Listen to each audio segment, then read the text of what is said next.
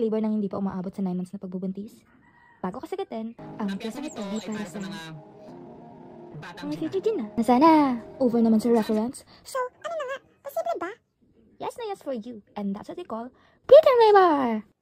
Ano yan? Okay, quick lang ha. Ang normal na pagbubuntis ay umaabot ng 37 to 42 weeks or 9 months. Pero pag nagli-labor ka, bago pa mag 37 weeks, preterm labor na yan. Sis, di pa ready si baby. Bakit ba nga nalilibre si Mommy? Actually, wala pang sapat na pag-aaral para ma-explain kung ano ba talaga ang specific root cause ng maaga at bigla ang pag-labor ni Mommy. Minsan naman ay ini-induce ito ng mga doktor o nagbibigay ng gamot para sadyaing mag-labor agad si Mommy. Nagawa ito sa mga instances na pumutok na ang panubigan, ngunit hindi pa nakakaramdam ng labor o paghilap sa sinapupunan. Meron tayong mga risk factors for preterm labor. Kumbaga, hayang chance na mag-preterm labor ka kung meron ka nito. For health risk factors naman, ito ay mga kondisyon na nagpapataas rin ng tsansa ng preterm labor at mga lifestyle na dapat mong iwasan pag buntis ka. Paano mo malalaman kung preterm labor na pala? Ano ang mga signs? Ito na nga ang mga warning signs na huwag mong papalagpasin. 6 or more contractions in 1 hour. Paano mag-check ng contractions o paghilab? Una, ilagay mo ang daliri mo sa tiyan at pag nakaramdam ng paghilab, tandaan kung anong oras nagsimula ang paghilab at ilang minuto or segundo ang susunod na paghilab. Cramps na parang regla, bleeding, back pain na hindi nawawala kahit nakahiga ka. Nafe-feel mo na parang may bumababa. May lumalabas na masyadong maraming watery or slimy sa vagina mo.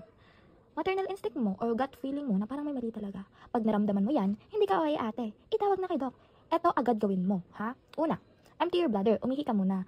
Tapos uminom ng 2 baso ng tubig. Humiga sa left side at magpahinga ng 1 hour. Bilangin ulit ang contractions. Pag more than 6 pa rin in 1 hour o nagkaka-contraction ka every 10 minutes, aba, go ka na kay doc.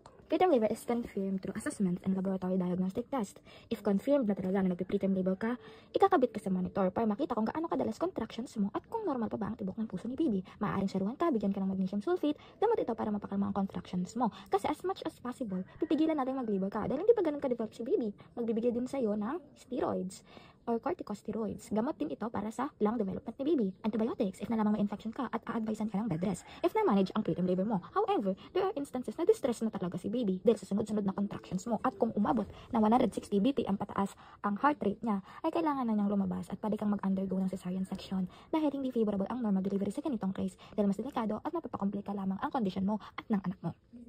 Ano mangyayari pag preterm si baby?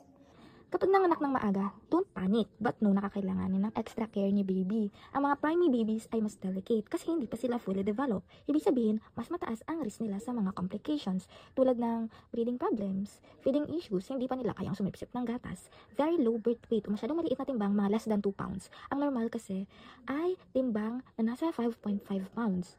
Weak immune system o mahinang resistensya, kaya mas prone sa infection si baby. Difficulty staying warm, di nila kayang panatilihin ang normal na body temperature, kaya gumagamit tayo ng incubator dahil mabilis sila lamagin o tinatawag na hypothermia. Maaari ding magdugo ang utak, mata at magkaproblema sa pagdumi. Delikado ito dahil ang mga komplikasyong ito ay pwedeng magdulot ng long-term effects sa kanilang development o paglaki. Pero huwag kang mag-alala dahil many preemies grow up healthy naman with the right care. Kaya, alamin ang mga signs, bantayan ang katawan, do not hesitate to ask if you feel something's off. Stay hydrated, avoid lifting weights, get enough rest, safe naman ang sex. Pero baka i-restrict siya kung may complication. So always communicate with your doctor. And always ask questions. The earlier you act, the better chance to keep you and your baby safe and healthy. I hope may naintindihan at natutunan ka. Kung meron, ano nga uli yung medication na binibigay para mapakalma ang contractions ni mother? Comment mo na lang.